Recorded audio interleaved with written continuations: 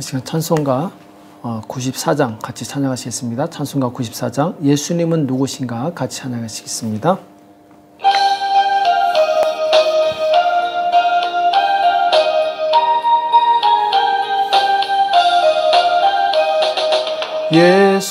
예수님은 누구신가 우는 자의 위로와 없는 자의 풍성이며 전한 자의 높음과 잡힌 자의 노임되고 우리 기쁨 되시네. 예수님은 누구신가 약한 자의 강함과 눈먼 자의 빛이시며 병든 자의 고침과 죽은 자의 부활되고 우리 생명 되시네. 예수님은 누구신가 추한 자의 정함과 죽을 자의 생명이며 죄인들의 중보와 멸망자의 구원되고 우리 평화 되시네. 예수님은 누구신가 온 교회의 머리와 만국인의 구주시며 모든 왕의 왕이요 심판하실 주님 되고 우리 영광 되시네. 이 시간 다 같이 기도하시겠습니다. 살아계신 하나님 아버지, 이 새벽에 저희들을 불러주시고 하나님 앞에 나올 수 있도록 은혜 주심을 감사합니다. 우리가 예수님을 구주로 영접했습니다. 이제 예수님을 따라가기 원합니다. 예수님을 믿는 그 믿음이 충만하게 도와주시옵시고 이 짧은 세상을 사는 동안에 오직 예수님의 뜻대로 살 수 있도록 역사하여 주시옵소서. 예수님이 다시 이 땅에 오시는 그날에 주님 잘하였도다 착하고 충성된 종아 칭찬받는 우리 모두가 될 수 있도록 우리가 이 땅에서 성실하고 정말 진심으로 주님을 잘 섬길 수 있도록 축복하여 주시옵소서. 이 시간 오늘도 우리에게 말씀하여 주실 것을 믿고 감사하며 예수님의 이름으로 간절히 기도합나이다. 아멘. 하나님의 말씀 시편 90편 1절에서 6절까지 말씀을 같이 보시겠습니다. 시편 90편 1절에서 6절까지 말씀 같이 한 목소리로 합독하도록 하겠습니다. 같이 읽겠습니다. 시작. 주여, 주는 대대에 우리의 거처가 되셨나이다. 산이 생기기 전 땅과 세계도 주께서 조성하시기 전 곧 영원부터 영원까지 주는 하나님이시니이다. 주께서 사람을 티끌로 돌아가게 하시고 말씀하시기를 너희 인생들은 돌아가라 하셨사오니 주의 목전에는 천년이 지나간 어제 같으며 밤의 한 경점 같을 뿐임이니이다. 주께서 저희를 홍수처럼 쓸어 가시나이다. 저희는 잠깐 자는 것 같으며 아침에 돋는 풀 같으니이다. 풀은 아침에 꽃이 피어 자라다가 저녁에는 뱀바 되어 마르나이다. 아멘. 영생을 사모하는 성도의 자세, 영생을 사모하는 성도의 자세라는 제목으로 같이 말씀을 나누겠습니다. 자, 오늘 시편 90편은 이제 모세의 시죠. 모세가 썼다는 얘기는 시편 중에 이제 가장 오래됐다라는 것을 의미합니다. 또 오늘 시편 90편은 이제 시편의 5권 중 5권의 이 책 중에 이제 4권이 시작되는 것이 바로 시편 90편이죠. 내용을 보면은 사람의 인생이 정말 무상하며 또 그 원인은 이 죄악에 있다. 여기에 대해서 이제 말씀하고 있는데 우리가 잘 아는 것처럼 이 모세는 이스라엘 백성을 광야에서 40년 동안 인도하게 되는데 결국 그들은 이 불신앙으로 인해서 그 출애굽 1세대는 이제 가나안 땅에 들어가지 못하고 죽게 됩니다. 오직 여호수아와 갈렙 그리고 나머지 출애굽 2세대가 가나안 땅에 들어가게 되죠. 오늘 시는 바로 그것을 배경으로 하고 있는 것 같습니다. 1절과 2절에 보면은 주여 주는 대대에 우리의 거처가 되셨나이다. 산이 생기기 전 땅과 세계도 주께서 조성하기 전 곧 영원부터 영원까지 주는 하나님이시니다. 자, 여기서 이 하나님께서 영원하시다, 여기에 대해서 말씀하고 있습니다. 대대에 우리가 거처가 되셨나이다. 자, 사람은 한 세대로 끝나고 죽습니다. 또 다음 세대가 일어나고 또 그 세대가 죽으면 또 다음 세대가 일어나고, 그러나 하나님은 죽지 않으시고 영원히 존재하시게 되죠. 또 모든 만물이 생기기 전 곧 영원부터 영원까지 하나님께서는 영원히 존재하시는 하나님이다, 이렇게 말씀하고 있습니다. 자, 이처럼 하나님만이 유일하고 또 영원하고 또 완전하신 분이시다라는 것. 자, 이것은 우리로 하여금 하나님만이 가장 믿을만한 분이시다, 하나님만을 우리가 신뢰할 수 있다, 이것을 교훈해 주고 있습니다. 이 하나님은 가장 완전하신 분이시기 때문에 우리를 가장 정확하게 인도하실 수 있습니다. 가장 바른 길로 인도하실 수 있어요.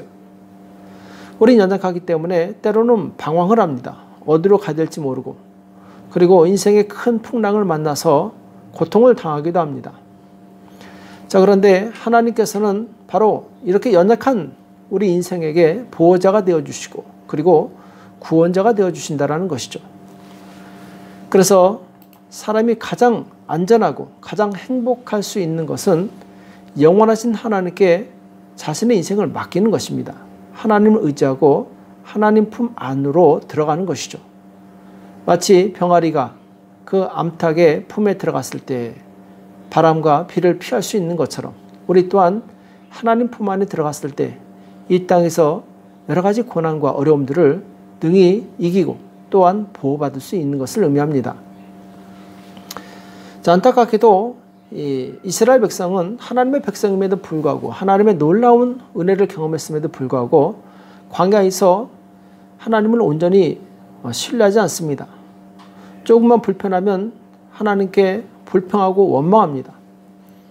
마치 하나님께서 불완전하시기 때문에 우리를 이렇게 힘든 곳으로 인도하셨다, 이렇게 생각하는 것처럼 하나님을 아주 나쁜 하나님으로 만들어버렸던 것이죠. 그러나 우리는 항상 기억해야 됩니다. 하나님은 영원하시며 그리고 완전하신 분이시라는 것, 그리고 그분을 의지하는 자에게 하나님께서는 완전한 지혜를 주십니다. 그리고 생명을 주십니다. 잠언서 3장 21절과 22절에 보면은 내 아들아 완전한 지혜와 근신을 지키고 이것들로 내 눈 앞에서 떠나지 않게 하라. 그리하면 그것이 내 영혼의 생명이 되며 내 목의 장식이 되리니. 자, 여기 보면 완전한 지혜를 지켜라. 그 지혜를 떠나지 않게 하라. 내 눈앞에서 떠나지 않게 하라. 이렇게 말씀하고 있습니다. 왜냐하면 그 지혜를 가지고 있을 때 바로 내 영혼의 생명이 되기 때문이다, 이렇게 말씀하고 있는데 그 지혜가 무엇입니까? 바로 영원하신 하나님, 그 하나님께서 우리에게 주신 생명의 말씀, 약속의 말씀입니다.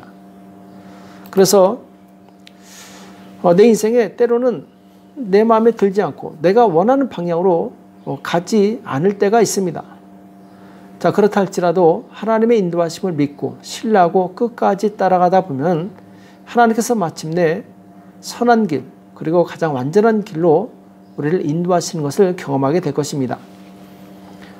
또 3절과 10절까지는 이제 잠시 왔다 가는 인생의 무상에 대해서 말씀하고 있는데, 자, 3절에 보면은 주께서 사람을 티끌로 돌아가게 하시고, 자, 티끌로 돌아가게 하셨다. 그 인생이 너무나도 짧고 그리고 썩어서 이 티끌로 돌아가는 것을 말씀하고 있는 거죠. 또 4절에 보면은 주의 목전에는 천년이 지나간 어제 같으며 밤의 한 경점 같을 뿐입니다. 자, 천년이 지나간 어제와 같다, 하루 같다는 것이죠. 또 밤의 한 경점, 한 부분처럼 아주 짧다라는 것이죠. 5절에 보면은 주께서 저희를 홍수처럼 쓸어 가시나이다. 저희는 잠깐 자는 것 같으며 아침에 돋는 풀 같으니이다. 자, 홍수가 나면 순식간에 모든 것이 다 쓸려 내려가게 됩니다. 마치 이스라엘 백성이 광야에서 하나님을 불순종했을 때 그들이 하나님께 순식간에 심판을 당하고 징계를 받은 것과 같은 것이죠.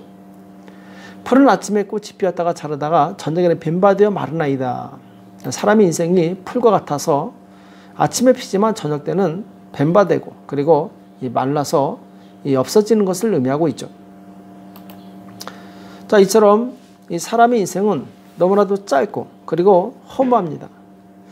자, 이렇게 사람의 인생이 짧고 허무한 것은 결국 이 죄 때문에 그렇다. 성경은 그렇게 말씀하고 있어요.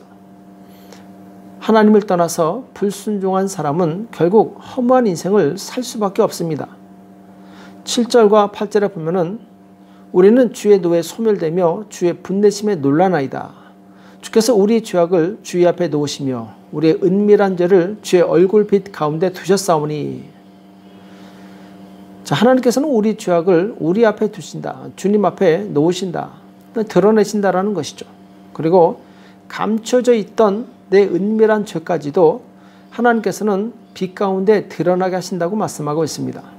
사람은 결코 죄를 숨길 수가 없습니다. 그리고 그 죄의 대가는 하나님의 진노의 소멸입니다. 진노의 심판이죠.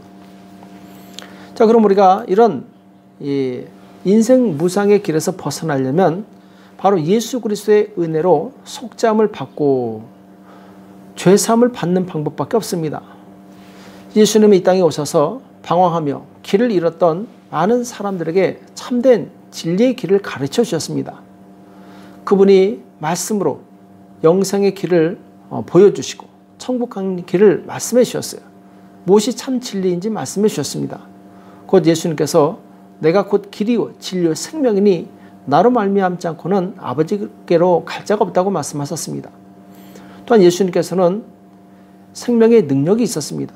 그래서 병든 자를 고치시고 귀신 들린 자 귀신을 쫓아내 주시고 그리고 이 삭개오처럼 자기밖에 모르는 이기주의적인 자들에게 진정한 자유를 주시고 영원한 생명의 길을 보여주시게 되죠.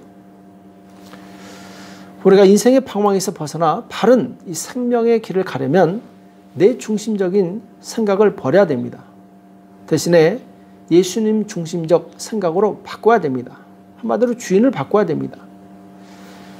자, 세리장이었던 삭개오는 로마의 압제에서 살아남기 위해서 그는 이 민족을 배신하고 세금을 징수하는 세리장이 됩니다. 자, 그런데 그가 예수님을 만나고 나서 이웃을 위해 사는 진정한 그리스도인으로 변화되게 됩니다. 자, 진정한 그리스도인은 자신을 위해서 살지 않습니다. 그리스도를 위해서 살게 되어 있죠. 그 사람이 변화된 그리스도인인가 무엇을 보고 알 수 있느냐? 그 사람이 누구를 위해서 살고 있느냐를 보게 되면 그 사람이 진정한 그리스도인인지 알 수 있습니다. 만약 어떤 사람이 교회 다닌다고 하면서 삶의 진정한 변화가 일어나지 않았다면 그 사람은 진정으로 예수님을 믿는 것이 아닙니다. 교회는 오래 다니지만 삶의 목표를 모르고 여전히 내 중심적으로 살아가고 있다면 그 사람 역시 아직 진리를 만난 것이 아닙니다. 예수님을 만나 영생을 선물로 받은 성도는 이제 이 땅에서 방황하지 않고 시간을 낭비하지 않고 그리고 가장 알차고 값진 인생을 살게 됩니다. 오늘 11절부터 17절까지 보면은 이 모세의 기도가 나옵니다. 11절 12절에 보면은 누가 주의 능력을 알며 누가 주를 두려워해야 할 대로 주의 진노를 알리이까 우리에게 우리 날 계수함을 가르치사 지혜의 마음을 얻게 하소서. 말씀이 조금 어려운데 자, 모세는 지금 누가 지혜로운 사람인가 말씀하고 있습니다. 자, 누가 지혜로운 사람이냐 하면 자신이 살 날이 얼마나 되는지 계수하는 사람, 카운트하는 사람, 이것을 깨닫는 사람이 지혜로운 사람이라는 것입니다. 인생이 풀과 같이 정말 짧다는 것을 아는 사람은 세상의 헛된 일에 시간을 낭비하지 않습니다. 자, 그럼 우리가 시간을 낭비하지 않고 바르게 살려면 어떻게 해야 되겠습니까? 우리 인생이 다 지나고 나서 마침내 우리를 심판하시는 하나님이 계시다라는 것을 알고 두렵고 떨리는 마음으로 경건하게 사는 것이죠.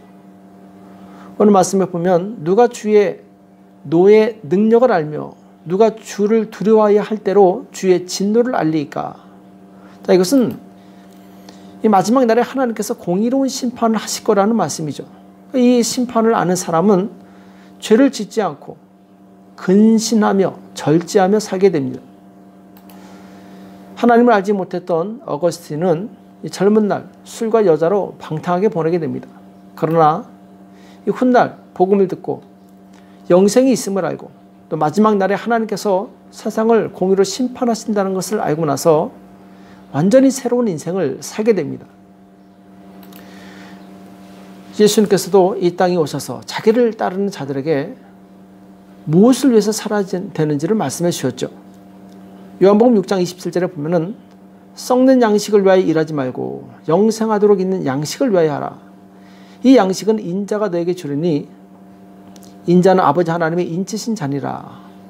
자, 썩는 양식을 위해서 일하지 말라고 말씀하고 있습니다. 자, 이 말씀은 오병이어 곧 물고기 2마리와 떡 5개로 남자만 5,000명을 먹이신 이 이적을 행하신 후에 많은 사람들이 예수님을 따라왔을 때 하신 말씀입니다. 예수님께서는 그때 사람들이 복음을 보고 예수님의 말씀을 듣고자 온 것이 아니라 이들은 이 먹을 것 때문에 자기를 찾아온 것을 아셨습니다. 그래서 그들에게 썩는 양식을 위해서 일하지 말라고 경고하신 것이죠.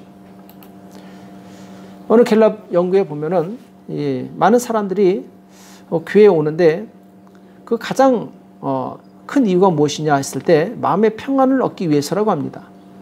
또 어떤 사람은 문제가 있어서 해결받으려고, 또 어떤 사람은 이 병을 고치기 위해서, 어떤 사람은 가난에서 벗어나기 위해서. 네, 맞습니다. 다 맞는 말이지만 그것이 본질은 아닙니다. 본질은 바로 예수님을 믿어서 영생을 얻는 것입니다.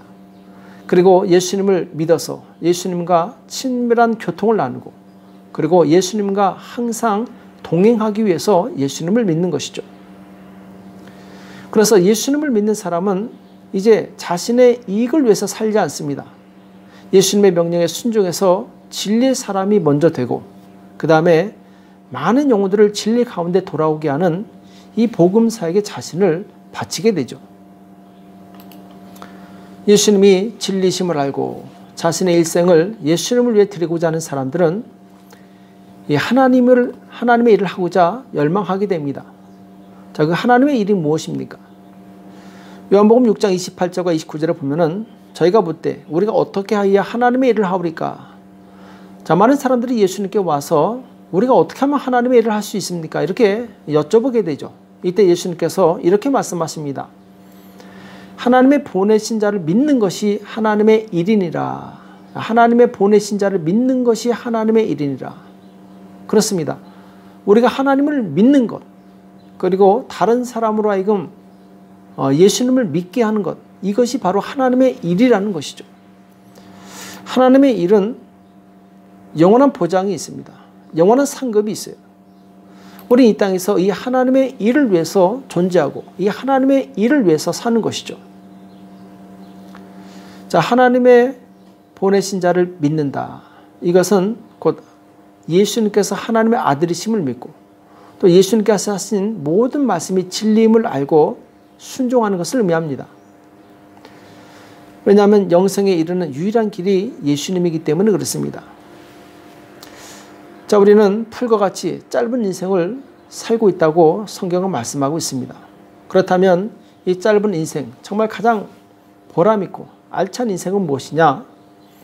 바로 내가 먼저 예수님을 믿고 예수님을 다른 사람에게 전해서 그 사람 또한 예수님을 믿게 하는 것입니다. 그래서 모두 같이 영생에 이르는 것입니다. 영원한 생명, 이것이 바로 궁극적인 우리의 목적이요, 그리고 우리가 가야 될 본향입니다. 사도 바울은 공부를 많이 한 똑똑한 사람이었죠. 그는 예수를 믿기 전에도 정말 성실하게 살았습니다. 그러나 예수를 믿고 나서 그의 생각은 완전히 바뀝니다. 바로 예수님을 전하는 것처럼 중요한 것이 없다. 이것을 깨달은 것이죠.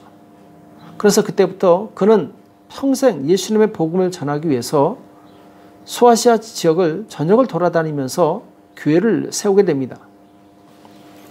참으로 값지고 알찬 인생을 산 것이죠.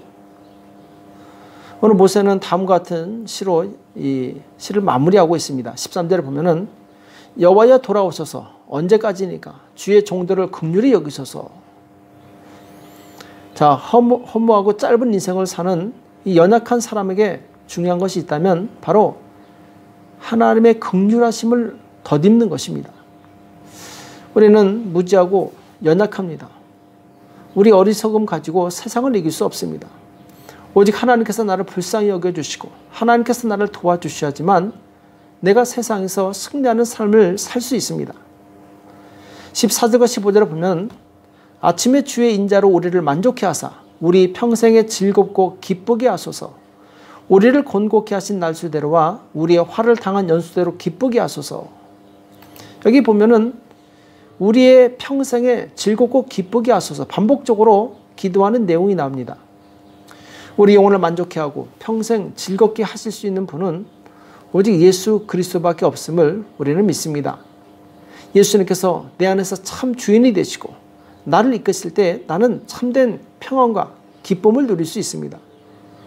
내 안에 예수님을 영접하고 날마다 그 예수님을 부르면서 예수님과 교통하는 성도가 되시길 축복합니다. 그럴 때 예수님 안에 있는 생명과 기쁨과 즐거움이 우리의 즐거움과 기쁨이 될 줄을 믿습니다. 또 16절에서 17절에 보면은 주의 행사를 주의 종들에게 나타냈으며 주의 영광을 저희 자손에게 나타내소서.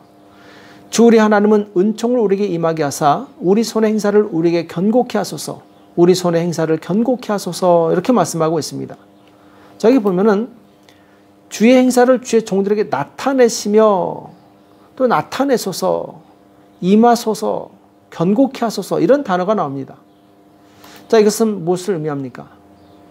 예수님을 믿는 자들에게 따르는 표적을 의미하죠. 그 표적을 통해서 바로 예수님이 하나님의 아들이신 것과 메시아이심을 세상에 나타내고 드러내는 것입니다. 마가는 마가복음 16장 17절 20에서 이렇게 말씀하고 있죠. 믿는 자들에게는 이런 표적이 따르니 곧 저희가 내 이름으로 귀신을 쫓아내며 새 방언을 말하며 뱀을 집으며 무슨 독을 마실지라도 해를 받지 아니하며 병든 사람에게 손을 얹은 즉 나으리라 하시더라. 제자들이 두루 나가 전파할세 주께서 함께 역사하사 그 따르는 표적으로 말씀을 확실히 증거하시니라. 아멘. 자, 모세는 자기 인생에 하나님의 영광이 나타나기를 사모했습니다. 예수님을 믿는 우리 또한 우리의 삶을 통해서 예수님이 나타나야 됩니다. 가시적이든지 혹은 우리의 이 본이 되는 삶을 통해서 말을 통해서 예수님을 나타낼 수 있어야 됩니다. 예수님께서는 예수님을 믿고 다른 자들에게 표적을 주시겠다, 이적을 주시겠다, 그리고 인생을 변화시키시겠다고 분명히 말씀하셨습니다. 우리 믿는 사람들은 예수님을 믿는 그 믿음이 결코 이론적인 것이 아닌 것을 우리는 믿습니다. 그 믿음은 하나님의 능력을 나타내고 하나님의 영광을 나타내는 실질적인 믿음입니다. 오늘 성도는 영원한 하나님의 나라를 바라보고 그 나라를 향해서 가는 사람들입니다. 이 짧은 인생을 살 때 헛되고 썩어질 것에 시간을 낭비하지 마시고 오직 예수님을 믿고 예수님을 믿게 하는 일에 전심을 다해서 헌신하시기를 축복합니다. 우리 모두 예수님을 믿고 예수님을 믿게 하는 일에 집중해서 주님 보시기에 가장 보람되고 알찬 인생을 사시기를 예수님의 이름으로 축복합니다. 기도하겠습니다. 살아계신 하나님 아버지, 오늘 우리에게 말씀해 주심을 감사합니다. 하나님, 우리가 이 땅에 살면서 하나님의 일을 하기 원합니다. 영원한 하나님의 나라에 들어가기 위해서 준비되기 원합니다. 예수님을 잘 믿게 도와주시옵시고 또한 예수님을 믿게 하는 일에 우리 인생을 드릴 수 있도록 축복하여 주시옵소서. 오늘도 기도할 때 성령께서 함께해 주실 것을 믿고 감사하며 예수님의 이름으로 간절히 기도합나이다. 아멘. 오늘 말씀 기억하시면서 하나님, 내가 영생을 사모하는 자로서 정말 예수님을 제대로 믿고 또 예수님을 믿게 하는 일에 쓰임받을 수 있도록 도와달라고 나라와 민족을 위해서 교회와 가정과 자녀를 위해서 이 시간 합심해서 간절히 기도하겠습니다. 기도하겠습니다.